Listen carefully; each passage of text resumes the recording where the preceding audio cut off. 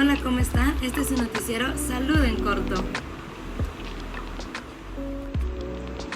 Hola, mi nombre es Nicole, me reporto aquí desde Tapachula y hoy les hablaré acerca de la iatroquímica y iatrofísica. Los iatrofísicos eran conocidos como creyentes acerca de que las enfermedades se daban por medio de procesos mecánicos y locomotores del cuerpo. Es por ello que Giorgio de Banglavi creía que el cuerpo estaba constituido por fibrillas que al momento de ejercer una contracción las enfermedades pues se daban. Luego tenemos a Santoro de Santori, quien fue el maestro de los iatrofísicos y asimismo fue el fundador de la fisiología metabólica. Luego tenemos a Lorenzo de Bellini, quien en sus estudios nos aportó acerca sobre los riñones, sobre el pulso arterial y sobre los órganos del gusto. Y finalmente tenemos a Van Helmont, quien tenía la creencia de que los procesos fisiológicos se daban por medio de un fermento conocido como Glas y un espíritu al que él nombró como Blas. Asimismo, él era partidario del tratamiento suave. El tratamiento suave básicamente consistía en una dieta simple y en que hubiera la menor cantidad de agentes químicos. Luego tenemos la iatroquímica, donde uno de sus fundadores fue Francisco de la Boe, también conocido como Silvio, y básicamente fue el investigador quien consolidó esta escuela como una doctrina sistemática. Luego tenemos a su discípulo Thomas Willis, quien nos aportó la descripción exacta y completa sobre el cerebro. Y después tenemos a la clínica, tenemos la teoría de Thomas Sydenham, quien nos habló acerca de que, esta teoría nos hablaba acerca de que la naturaleza tenía como instinto propio el curarse por sí misma, lo cual nos quería dar a entender que las enfermedades tendían a curarse por sí solas. También nos dio la aportación de la descripción de varias enfermedades como lo fue la viruela, el paludismo, la escarlatina, la neumonía, la histeria y la gota. Y su aportación más importante, que fue el diagnóstico clínico moderno. Y finalmente tenemos a la anatomía patológica. Tenemos al anatomista Marcogni, quien fue el fundador de la anatopatología y nos otorgó sus dos obras, que fue la Adversaria anatómica prima y la alterna, donde la prima nos habló acerca de la estructura de la faringe y la alterna sobre la estructura del tejido adiposo, sobre la musculatura del esófago, la estructura del intestino, del aparato biliar y también sobre los pulmones. Eso sería todo por mi parte. Y ahorita pasaríamos a hablar con mi compañera Montserrat. Monse, ¿qué tienes por allá? Hola Nicole, ¿cómo estás? Bueno, reportándote desde Tuxtla Gutiérrez, Chiapas. Aquí en este momento nos encontramos debatiendo y discutiendo sobre los personajes que fueron de vital importancia en la edad contemporánea de la medicina, en la cual tenemos tres personajes muy importantes. El primero es Rudolf Virchow. Este fue de vital importancia ya que hablaba sobre su patología celular y dejó de un lado la teoría humoral. Para recordar qué es la teoría humoral, esta se trataba sobre alguna parte de nuestro cuerpo que sentía dolor significaba una enfermedad, pero Rudolf habla sobre que la enfermedad es una vida modificada por diversas células que crean una patología. Como segundo tenemos a Karl Rokitansky, que descubrió la enfermedad de la atrofia amarilla aguda del hígado, que también a la enfermedad la llevó como su nombre, Rokitansky. Y por último tenemos a Eduardo Jenner. Este fue uno de los personajes más importantes ya que creó la vacuna contra la viruela. Este fue de vital importancia ya que ayudó a la cura como la conocemos hoy en día y fue el primero en aplicarla en un niño que presentaba estos síntomas. Ahora mi compañera Andrea les hablará desde Cintalapa, Chiapas.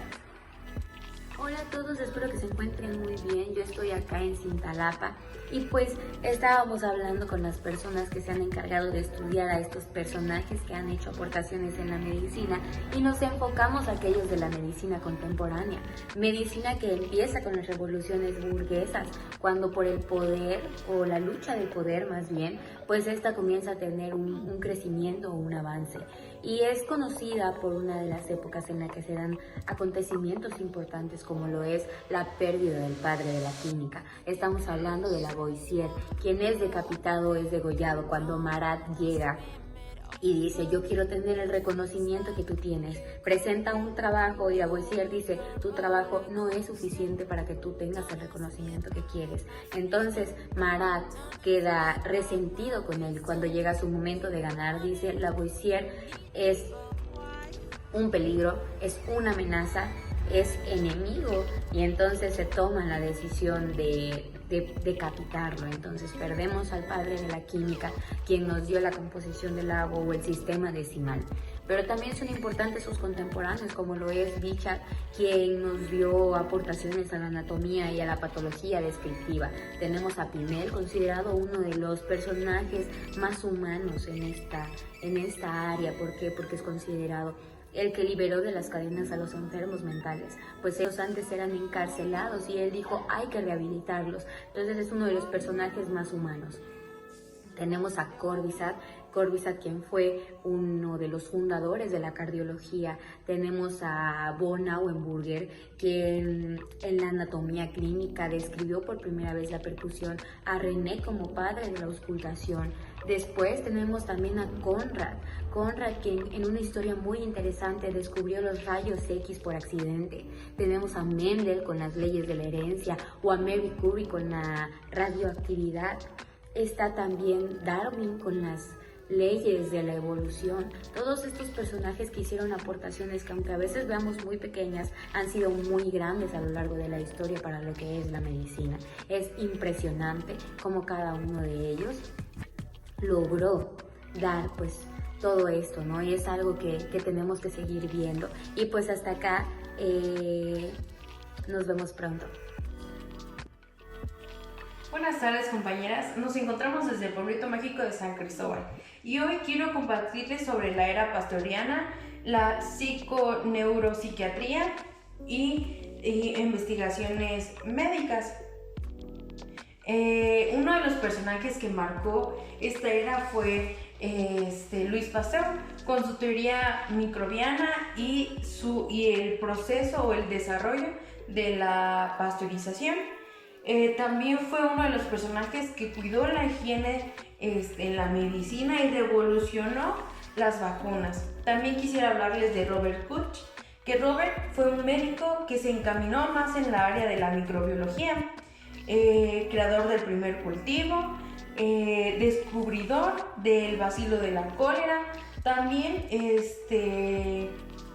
se ocupó de ciertas enfermedades como lo fue la malaria y la enfermedad del sueño, que está causada en África.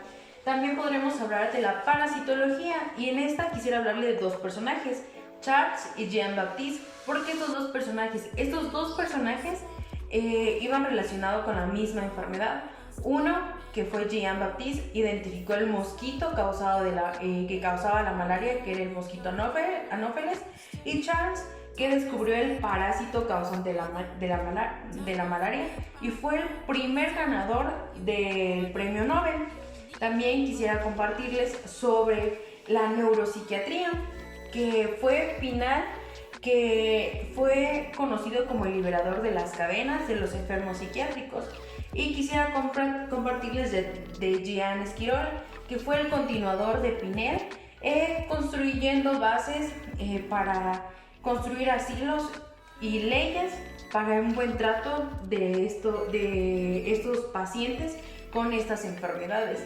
También quisiera hablarles de la psiquiatría y quisiera mencionarles el personaje Jean-Martin Charcot, que fue un médico francés considerado el padre de la neurología moderna, que también distinguió estas enfermedades que tenían ciertas similitudes, que era la gota y la reumatitis, el reumatismo nodoso. También quisiera hablarles de Sigmund Freud, que fue el padre del psicoanálisis, también destacado como psiquiatra. Esto sería todo y regresamos al estudio, compañeras.